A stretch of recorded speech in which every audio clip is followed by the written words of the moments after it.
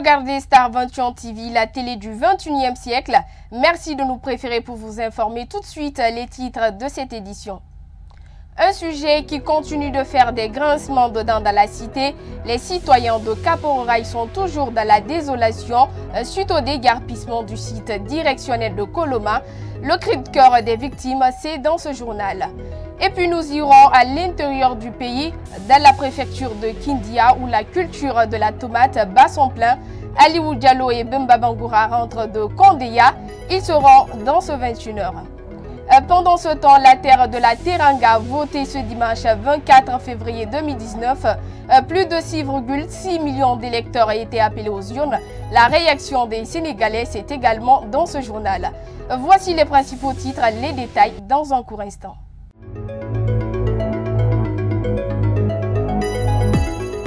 Tout d'abord, le ministre de l'Industrie, des PME et de la promotion du secteur privé était face à la presse ce lundi. Il était question pour le premier responsable de ce département de faire le point des activités menées, mais aussi parler des perspectives axées sur la politique industrielle pour l'année 2019. Oumar Sow, explication. Décidément, le gouvernement n'entend plus être tendre face aux investisseurs désireux d'obtenir des espaces pour bâtir des unités industrielles. Selon le ministre de tutelle, il y a des règles auxquelles doivent se soumettre désormais les partenaires. Il n'est plus question de donner systématiquement une unité industrielle à qui prétend la vouloir sans nécessairement donner des garanties qui sera capable de continuer l'activité. Le développement du secteur de l'industrie en Guinée demeure l'une des priorités du dit département, une volonté que le ministre compte matérialiser à travers des réformes en vue. Nous avons aujourd'hui 279 entreprises admises au bénéfice du nouveau code des investissements, pour une projection d'investissement de 28 000 milliards de francs guinéens, avec comme perspective de création d'emplois 21 500 emplois. La mise en place d'outils nécessaires pour le contrôle de qualité n'est pas de mise dans cette opération. Pour le contrôle de qualité, nous avons entrepris un programme de renforcement des capacités de l'Institut guinéen de la normalisation et de la métrologie, qui va se doter de nouveaux équipements pour pouvoir faire les analyses et les contrôles requis sur place pour protéger le consommateur en s'assurant la qualité des différents produits sur le territoire guinéen. Pour la problématique liée à l'envahissement des sites favorables au développement industriel, des dispositions sont prises. Nous avons pris des précautions de sécuriser ces zones industrielles en les titrant, donc ça veut dire en ayant un titre foncier en bonne et due forme qui établit la propriété inaliénable de l'État sur ces domaines. C'est à Massaya, dans Lubreka, à Kouria, dans Koya et à Fagné, Kamsa, Bokeh. On a pas mal de zones industrielles disséminées à travers le pays pour lesquelles un effort est à faire. Au dire du ministre à ce jour, il y a 4 unités de transformation parmi lesquelles figure l'usine de pommes de terre. Celles qui va aussi assurer la transformation du fonio sont déjà en cours d'installation. Dans les perspectives également, il y a la construction d'une raffinerie d'huile au Petit Bateau du côté de Kalo. C'est une raffinerie de fractionnement aussi, d'huile de palme, d'arachide et de soja. Cette usine qui va avoir bientôt le jour a une capacité de production de 50 tonnes par jour. Nous avons également une usine de transformation de cajou qui sera faite à Kindia et qui est pratiquement en cours d'achèvement. Il y a également un autre opérateur qui va faire une raffinerie de sucre, là aussi sur insistance du chef de l'État, dont c'est un des grands amis. Il y aura aussi l'usine d'explosifs de Bokeh, l'usine de Cube Magie, parce que même la raffinerie d'huile, c'est une usine qui sera accompagnée d'une usine de mayonnaise, de margarine. Des annonces faites à l'occasion de l'exercice qui consiste à rendre compte de l'action gouvernementale. L'actualité nous conduit encore à Cap-au-Rail, où les citoyens de ce quartier sont dans la désolation. Les opérations de déguerpissement continuent de faire des victimes. Selon dit même, c'est la bretelle droite qui a subi les revers des bulldozers. Une situation qui met les habitants sans abri. Aliou Diallo pour plus de précisions.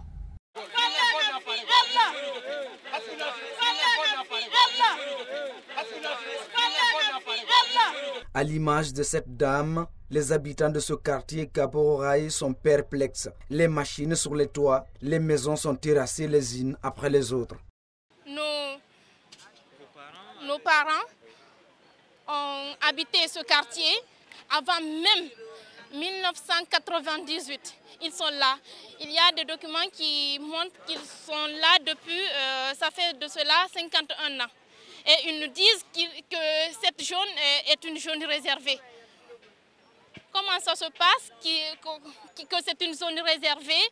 Et ces gens sont venus, par exemple, les ministres, même le président, connaît que Kapororaï est habité. Pourquoi ils n'ont pas arrêté des personnes lorsqu'il y avait eu 2 maisons en construction? Pourquoi ils n'ont pas arrêté la construction? Si c'était une zone réservée, nous avons le courant, de l'eau, nous avons l'électricité, l'eau et tout. L'histoire se répète pour ces citoyens de Kapororaï. Dans l'émotion, cette vieille dame ne sait plus quoi faire. Sous le choc, les larmes traduisent son angoisse. Min ko Fatoumata Bari ne ɓeygu Alhaji Mamadou Kesse Diallo mitimadou joni mi andanani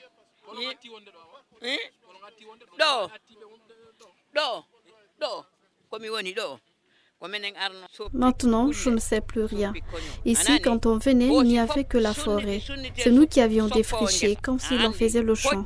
C'est après tout cela que mon mari a construit. Au regard des réalités, cette opération de déguerpissement met des familles dans une désolation. Pour bon nombre d'entre elles, cet agissement de l'État à leur égard est de vouloir les rendre sans abri. Dans la même logique, certains habitants pointent du doigt l'État d'être à la base de ce que vit aujourd'hui la population de Kaporo. Suivez. L'État est plus fort que la situation et la population. L'État a un domaine réservé. La première chose, qu'est-ce que l'État doit faire? C'est surveiller cette zone. On ne peut pas ériger une ville en 1 mois, 2 ans, 3 ans, 4 ans, 20 ans. Ces gens-là sont là, ça fait combien d'années? L'État sait qu'ils ont besoin de cette zone. Le premier qui avait mis le pied ici, on devait le sanctionner, ça allait servir d'exemple à tout le monde. Mais on a laissé les gens occuper. Ça fait plus de 30 ans. Ça fait plus de 30 ans. Moi, je sais, c'est pourquoi je dis que c'est l'État qui n'a pas raison. Et comme un individu ne peut pas faire un jugement avec l'État, c'est la population qui a tort. Il semble que certains détiennent des titres. Mais qui a donné ça? C'est l'État. L'État, c'est qui? C'est un être humain. C'est les travailleurs de l'administration qu'on appelle État.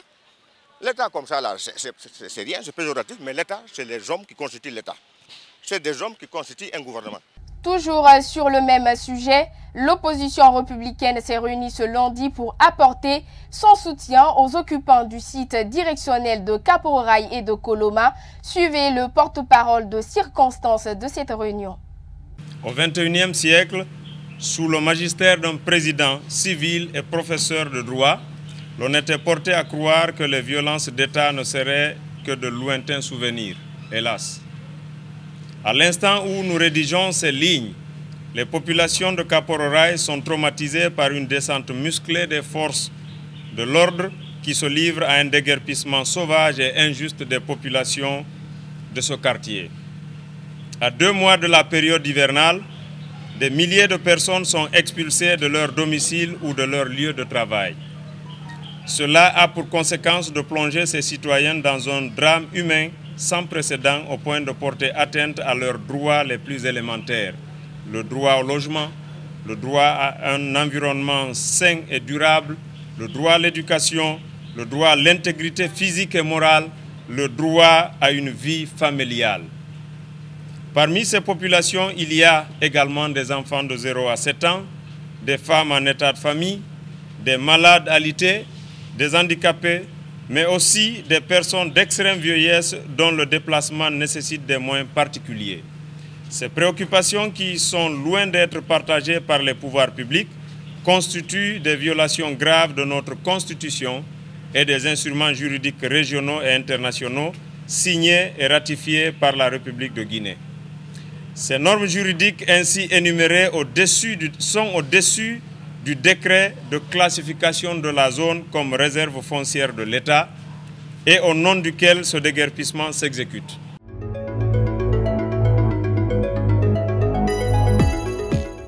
Cap sur l'intérieur du pays, à Kondeya, dans la préfecture de Kindia, où nos reporters ont séjourné ce week-end.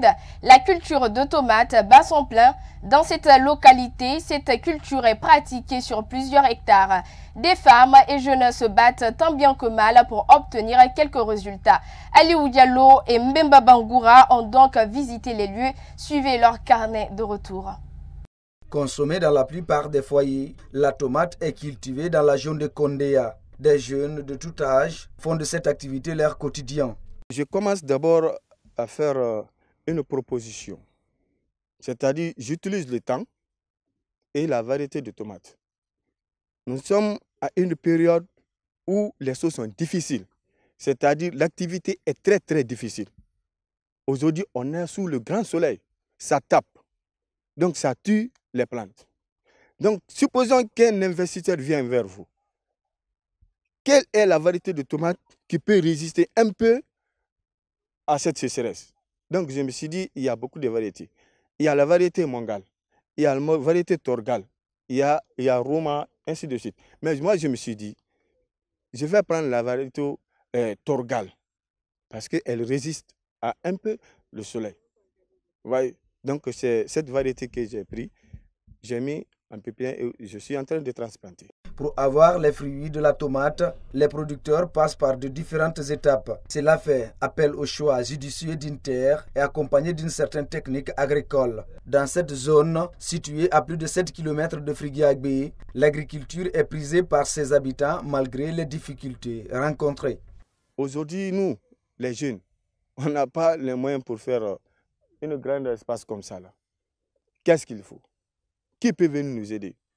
Généralement, le gouvernement s'investit dans ce sens, mais l'investissement qui vient, ça ne vient pas au beau milieu. C'est-à-dire là où ça doit venir. Ceux qui sont dans les bureaux, vous leur donnez de l'argent, qu'est-ce qu'ils vont faire avec l'argent? Ils vont manger ou acheter des belles voitures. Mais nous qui sommes avec les réalités, on ne voit pas ces investissements. Sinon, c'est nous qui devons recevoir ces investissements. Vous voyez, si j'ai l'argent, au moins j'ai les 20 millions, si je remplis tout ça là, au moins j'ai 2 hectares ici. Je remplis ce terrain-là. Un jeune comme moi. Vous voyez les jeunes qui évoluent avec moi. Ils vont se sentir à l'aise. À Kondeya, la terre reste pour les habitants la vache laitière. Ils pratiquent l'agriculture toute l'année. Sport à présent dans ce journal, Idrissa Silla a inscrit son second but avec son club de Zulte Waregem. José Martinez Kanté ouvre son compteur but avec le gymnastique Tarragone. Ibrahima Sori-Sankon continue sur sa très bonne forme. Suivez le tour d'horizon de nos internationaux avec Abdoulaye Momo Fofana. Plusieurs internationaux guinéens se sont illustrés dans leurs différents clubs respectifs durant le week-end. Nous allons commencer ce tour d'Europe en Ligue 2 française. L'AS Nancy Lorraine Dernier Seka, titulaire et auteur de 90 minutes de jeu, s'impose sur la pelouse du Havre sur le score de 2-0. Le Gazélec Club d'Ajaccio a été tenu en échec sur ses propres installations par le stade brestois. 1 but partout. Foudé Camara est resté sur le banc des remplaçants durant tout le match. Lorient s'est imposé à domicile face au Red Star sur le score de 2-1. Aboubakar Demba Kamara, qui a joué l'intégralité du match, a sauvé l'honneur des Reds en réduisant la marque à la 83e minute de jeu. Momo Yatara, titulaire avec l'AG Auxerre, s'impose à domicile sur le score de 2-1. Toujours en France, Ligue 1, Dijon s'incline à Nîmes sur le score de 2-0. Souri Kaba, titulaire et auteur de 72 minutes de jeu, et Jules Keta est resté sur le banc des remplaçants. En Italie, Naples sans Amadou Diawara reste sur le banc, concède le nul de 0 but partout à domicile face à Torino. Bordeaux et Kamano, titulaire et passeur décisif à la 2e minute de jeu, s'impose à domicile face au TFC d'Isiaga Silla, absent sur la feuille du match. Le Stade Malheur de Caen de Baïsama Sanko, titulaire et auteur de 71 minutes de jeu, fait match nul à domicile contre le Strasbourg. En Grèce, Olympiakos étrit l'AEK Athènes. Madi Camara a ouvert le score pour les Olympiens à la 42e minute de jeu. À présent, nous revenons avec ce match en retard de la 5e journée du championnat national de Ligue guinéenne de football professionnel. Le champion en titre, le Oraya AC, s'incline pour la première fois cette saison au stade Filima de Kamsar sur le score d'1-0. Une victoire qui permet au club industriel de Kamsar de rejoindre le Oraya AC au même nombre de points. Abdoulaye Momo Fofana signe ce commentaire.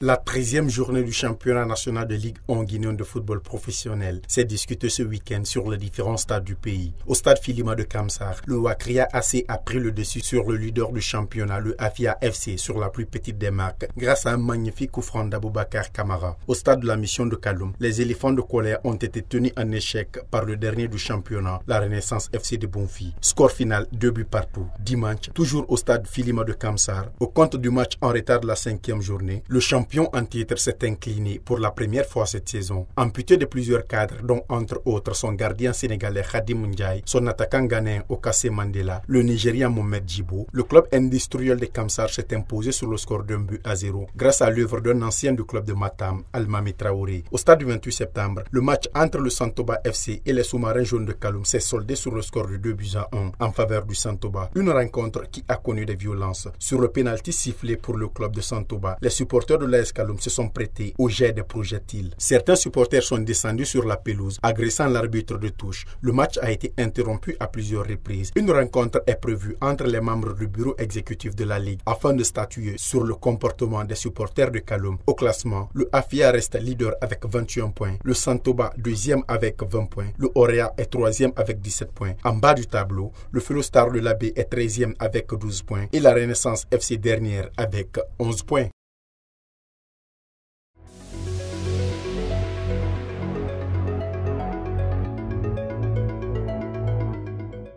Je vous le disais en titre, les Sénégalais votaient nombreux dimanche pour reconduire le président sortant ou porter leur suffrage sur l'un de ses 4 adversaires. Une concurrence inhabituellement dégarnie dans un pays avide de joutes démocratiques. L'affluence était forte à l'ouverture des bureaux. Macky Sall a voté à Fatick dans le centre. Au même moment, à Thiès, à l'ouest du Sénégal, Idrissa Seck a accompli son devoir civique. Pendant ce temps, Ousmane Sonko votait à Kolda, dans sa ville natale au sud. Il faut préciser que 6,6 millions d'électeurs étaient appelés aux urnes ce dimanche pour élire le nouveau président sénégalais. Déjà, le camp du président sortant Macky Sall réclame la victoire de leur leader. Macky Sall est en train de sortir en tête, mais il est suivi de près par ses 2 adversaires, Ousmane Sonko et Idrissa Sall. Pour les 2 challengers de l'opposition, que les tendances donnent derrière le président sortant dénoncent une confiscation du second tour et les chiffres officiels ne sont pas connus. Pour l'heure, tous les yeux sont braqués sur la commission d'organisation du vote. Nous vous proposons quelques réactions des habitants de Dakar qui partagent leur attente du prochain président du Sénégal. Suivez. Karim Wade à la prison, Khalifa Sall à la prison, Barthélémy Dias à la prison, tout le monde à la prison. C'est pas bon. Démocratie, c'est tout à Sénégal. Wow. Macky Sall est gasque tout. Wow. Nous, ici, avons voté pour Idrissa Seck, pas Macky Sall. Il a aidé beaucoup de gens. Et c'est pour cela que je vais voter pour lui, parce qu'il m'inspire confiance. Les autres ne m'inspirent pas confiance. C'est pour cela que je préfère lui, M. Macky Sall, de reprendre le pays et de le diriger. Je préfère Ousmane Sonko. Je vois quelqu'un qui a du charisme et qui est prêt à rompre le système.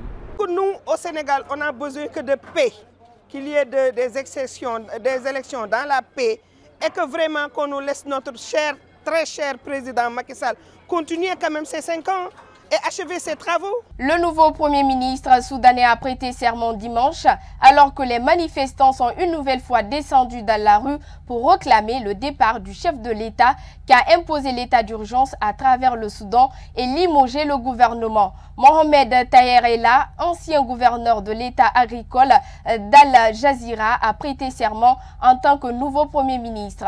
Le ministre de la Défense, le général Awad Ibnouf, a lui aussi prêté serment en sa qualité de nouveau premier vice-président après le limogeage de son prédécesseur Bakary Hassan Saleh, en allié de longue date du président Omar El-Béchir et figure influente du régime.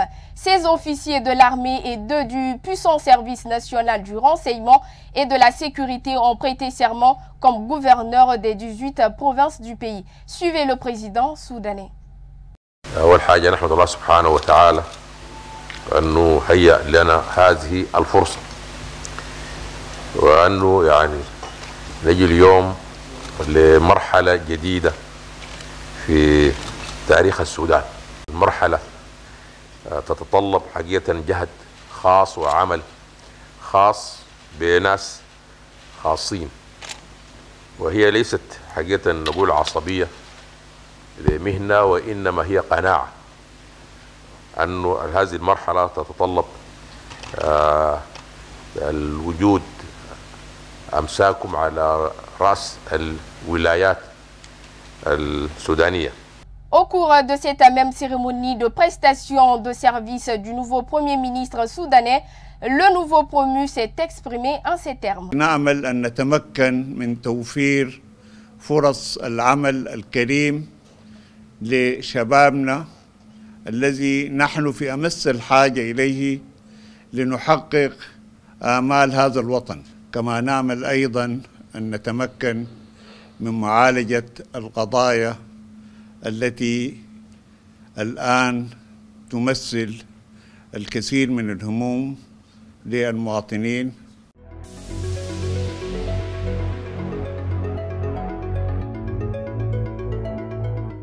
En Chine, pendant les mois d'hiver, certains Chinois se baignent dans des lacs gelés. Chaque jour, ce sont entre 100 et 200 adeptes de la natation glacée qui viennent piquer une tête à Hohai. Les uns arrivent, les autres repartent. Chacun ne reste que quelques minutes, le temps de se déshabiller et de plonger, puis presque immédiatement se sécher. Kadietou Chérif Fofana pour plus de détails. Le plongeon glacé est devenu une sorte de tradition pour les adeptes de la natation d'hiver, y compris certains résidents âgés qui prétendent que le Nipidips permet de garder certaines maladies à distance.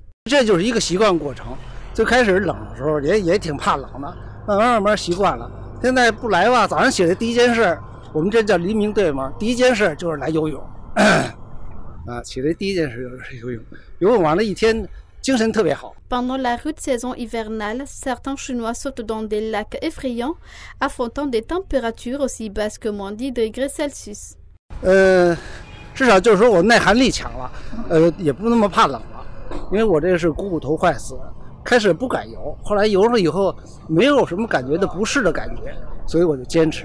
En hiver, très tôt le matin au centre de Pékin, les nageurs brisent la glace et creusent un bassin dans le lac Hohai gelé. Il